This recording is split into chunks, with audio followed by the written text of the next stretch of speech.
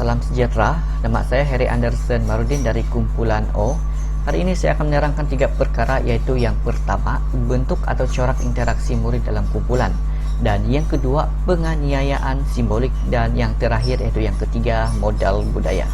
Okey, kita pergi kepada bentuk atau corak interaksi murid dalam kumpulan, di mana ia terbagi kepada 3, iaitu yang pertama, interaksi satu hala, dan yang kedua interaksi dua hala, dan yang ketiga interaksi dua hala antara kumpulan. Okey, yang pertama interaksi satu hala, di mana seorang murid akan dilantik menjadi ketua bagi melicin aktiviti berkumpulan. Seterusnya interaksi dua hala. Interaksi dua hala di mana antara ketua kumpulan dengan ahli dan ahli dengan ahli kumpulan.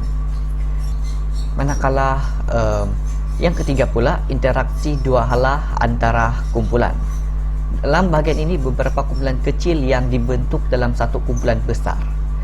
Interaksi dua hala iaitu interaksi antara ahli-ahli kumpulan kecil dan interaksi antara ahli-ahli satu kumpulan kecil dengan ahli-ahli kumpulan kecil yang lain, berinteraksi sesama kumpulan dengan ketua kumpulan. Dan ketua kumpulan akan berinteraksi dengan ketua kumpulan kecil bagi menyampaikan arahan. Okey, baiklah, kita pergi kepada bahagian penganiayaan simbolik. Menurut Kamus Dewan edisi keempat 2005, penganiayaan bermaksud perbuatan menganiayai atau penyiksaan atau penindasan, manakala simbolik pula berkaitan dengan lambang. Manakala menurut Amir Hassan Dewi 2016, penindasan terhadap kelas pekerja atau kelas sosial lebih rendah oleh dominasi budaya. Sebenarnya penindasan tidak mendatangkan kesan fizikal, tetapi menjejaskan peluang sosial. Okey, siapakah yang menjadi mangsa penganiayaan simbolik? Biasanya kelas atau kumpulan lebih rendah terpaksa berhadapan dengan penganiayaan simbolik kerana mereka kekurangan modal budaya.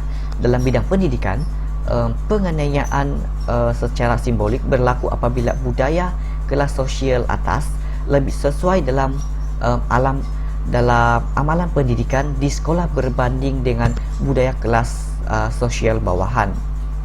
Sebagai contoh, penganiayaan simbolik dalam bidang pendidikan, di mana guru terhadap murid, iaitu di mana seorang guru akan mengajar sekumpulan murid yang berlainan bidang dan mengandaikan bahawa semua murid tahu apa yang diajarnya. Namun hakikatnya ada dalam kalangan mereka, iaitu pelajar yang tidak faham akan mata pelajaran yang diajarnya. Okey, kita pergi kepada yang terakhir, iaitu modal budaya. Modal budaya merupakan sistem yang menanam nilai-nilai secara mendalam pada individu-individu yang menentukan sikap terhadap institusi pendidikan.